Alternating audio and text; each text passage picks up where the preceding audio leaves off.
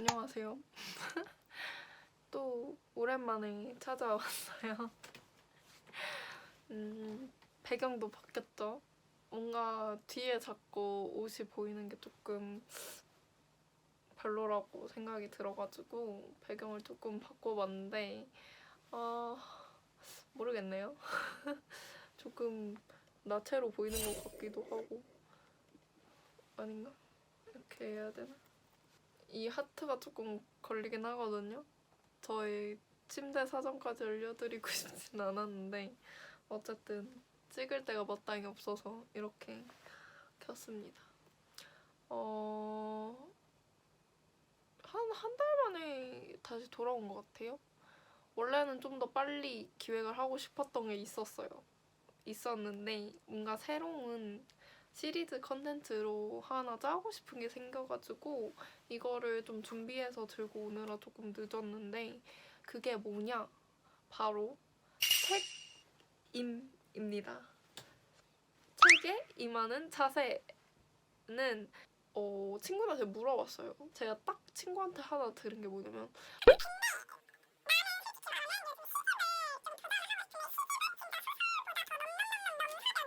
라고 하는 거예요. 뭔가 시에 대해서 생각을 했을 때 조금 어렵게 느끼는 사람들이 되게 많은 것 같아요. 뭔가 감성 글귀라는 게 나타나고 나서부터 시의 그 권위 자체가 조금 낮아진 느낌이라고 해야 되나?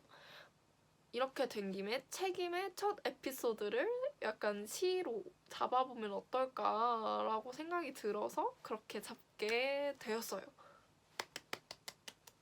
그래서 이거는 뭐 작품을 소개해 드린다기보다는 뭔가 가이드 매뉴얼 같이 갈 것 같아요. 뭐 시를 조금 어떻게 접근을 하면 좋을지 얘기를 해보려고 합니다. 그러면 시작해볼까요? 렛츠고. 그래서 시 하면은 애들한테 이제 뭐가 생각나? 라고 물어봤을 때 이해하기 어렵다. 뭐 이런 얘기를 하는 사람들이 대부분이더라고요. 그러니까 내가 이걸 읽고 뭘 느끼고 뭘 얻어가야 되는지 모르겠다. 이런 사람들이 되게 많은 거예요. 근데 저는 이게 좀 요즘 시부터 시작해서 그런 건 아닐까라는 생각을 조심스럽게 합니다.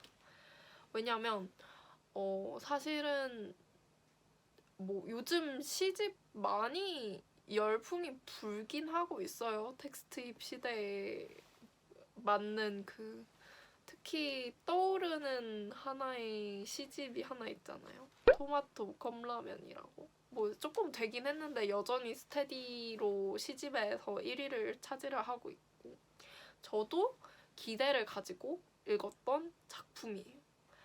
근데 저는 개인적으로는 불호였다라고 말씀을 드리고 싶어요. 왜냐면 이걸 어떻게 시작을 해야 되는지 모르겠는데 제가 좋아하는 시 평론이 있어요. 그게 뭐냐면 그 2013년에 문학동네 신인상 당선작에 이제 황유원 시인님의 세상의 모든 최대화라는 작품이 선정이 되었을 때 이제 선정 이유를 이제 말을 하잖아요. 근데 여기 신영철 문학평론가님께서 하신 말씀이 저한테 엄청나게 감동을 주고 내가 요즘 시에 대해서 느끼는 그런 부정적인 감각들이 이것 때문이겠다라는 생각을 조금 했었던 게 있었단 말이에요.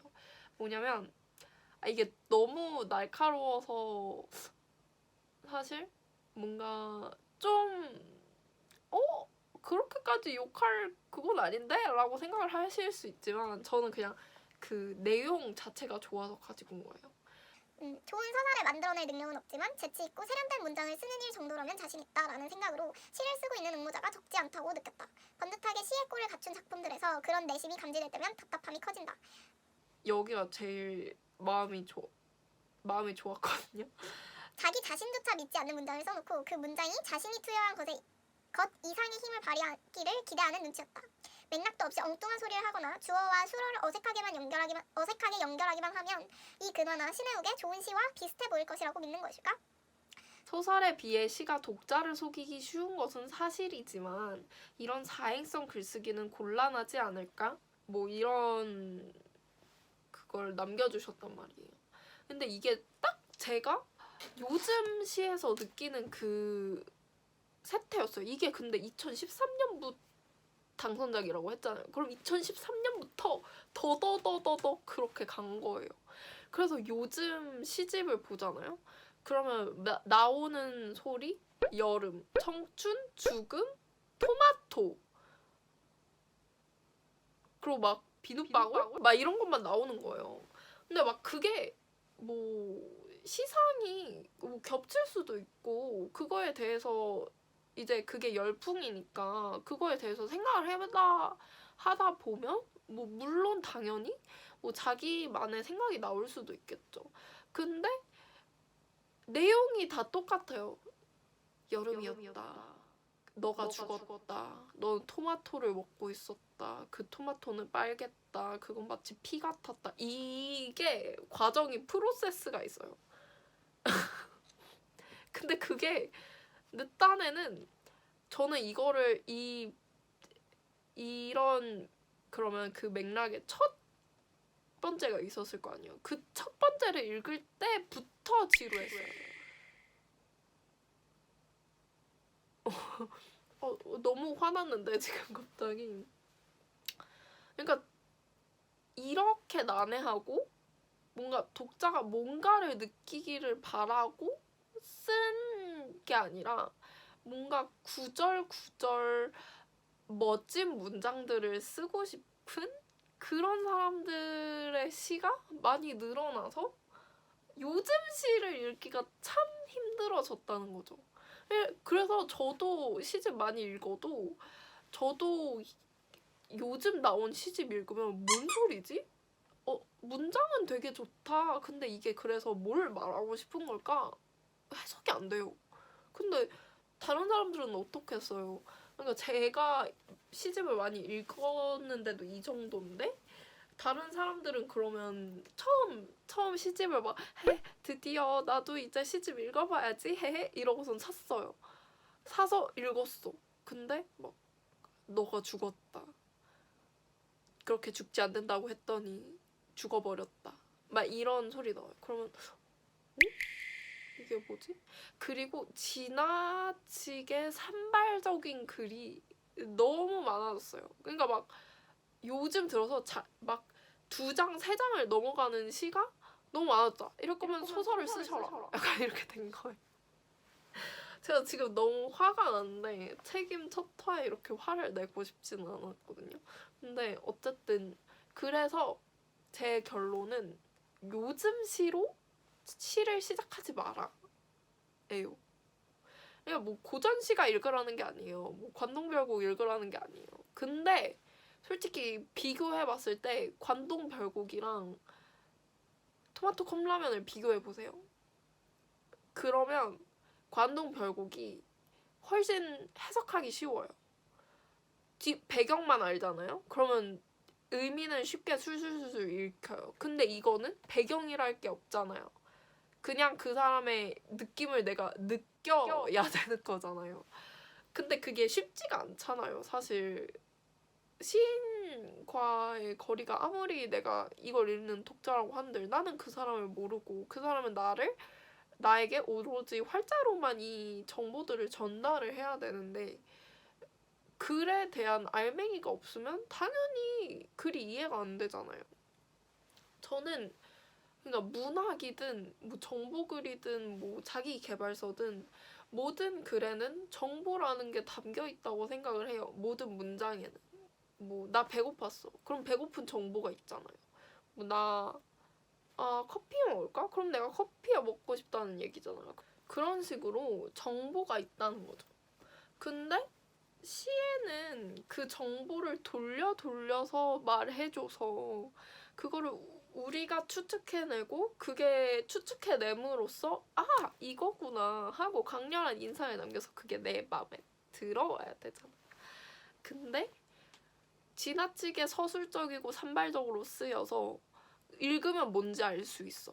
근데 그 분량이 소설만큼 길어서 몰입할 정도는 아니고, 그렇다고 시처럼, 그러니까 기존 시처럼 뭐 한 장으로 끝나든지 뭐 한 6문단으로 끝나든지 짧은 시가 아니라 너무 산발적이라서 뭐 이렇게 짜라라라 늘어진 그런 2-3장의 시가 우리한테 무슨 의미가 될 수 있냐는 말이죠. 물론 좋아하시는 분들도 있겠죠. 그건 죄송합니다. 제 개인의 호불호니까. 근데 어쨌든 근데 요즘 시가 산문적이게 된 거는 사실이에요. 그게 유행보다는 형식이 된 지 되게 오래됐어요. 그래서 산문적이라고 욕하는 건 사실 옳지는 않죠. 왜냐면 모든 시가 거의 다 그러니까. 근데 제가 말하는 건 시를 스토리로 밀고 가면 안 된다는 거죠. 서사로 밀고 가면 안 된다는 거죠.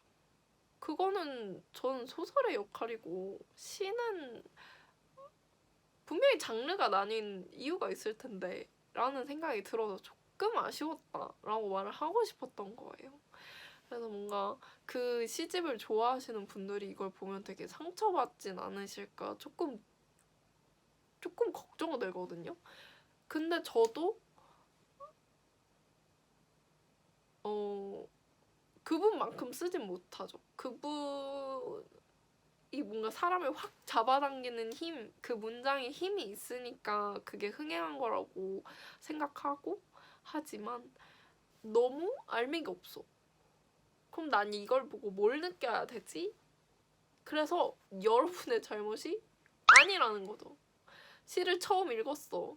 근데 이게 뭔 소린지도 모르겠고, 뭐 내가 이걸 보고 뭘 느껴야 되는지도 모르겠고, 그거는 여러분들의 잘못이 아니라는 거죠. 그래서 저는 시를 읽을 때 물론 트렌드 따라가는 거 저도 합니다. 하지만 그 전에 처음 시작은 우리가 뭘 공부를 할 때 교과서부터 보잖아요. 그거랑 똑같아요. 김수영 문학상부터 시작하면 틀리지가 않아요. 이것도 제가 소개해드린 그것도 김수영 문학상의 당선작 평론이잖아요. 그것처럼 김수영 문학상은 우리나라 그 시 문단에 정통성 있고 제일 명예롭게 여겨지는 그런 문학상이거든요. 시 중에서. 그래서 물론 상 받은 시가 제일 짱이지 이걸 말하고 싶은 게 아니라, 전문가들, 시인들이 이건 동의합니다. 네, 동의합니다. 이거를 해서 엄선해서 나온 그 시가 그거란 말이에요. 그래서 저는 여러분들이 김수영 문학상 시집부터 시작을 하셨으면 좋겠습니다. 그것이 제가 말하는 책의 시에 임하는 자세예요. 뭔가에 정을 붙이려면 정석부터 시작하는 게 맞다라고 생각이 들어서 그렇게 김수영 문학상을 먼저 읽어보시기를 권해드리고 싶다는 거죠. 오늘은 그래서 하고 싶은 얘기를 우다다다다다 쏟아내는 약간 얼렁뚱땅 형식으로 뭔가 소개를 드린 것 같아요. 설득력이 있는지도 모르겠고, 뭐 이게 추천인지 욕인지 잘 모르겠지만 어쨌든 뭔가 여러분들에게 도움이 됐다면 좋겠고, 도움이 안 됐다면 재미라도 있었으면 좋겠다라고 생각합니다. 그러면 오늘은 여기서 인사드릴 거고요. 제 급발진에 너무 많이 놀라지 않으셨으면 좋겠습니다. 그러면 다음 영상에서 봐요. 안녕.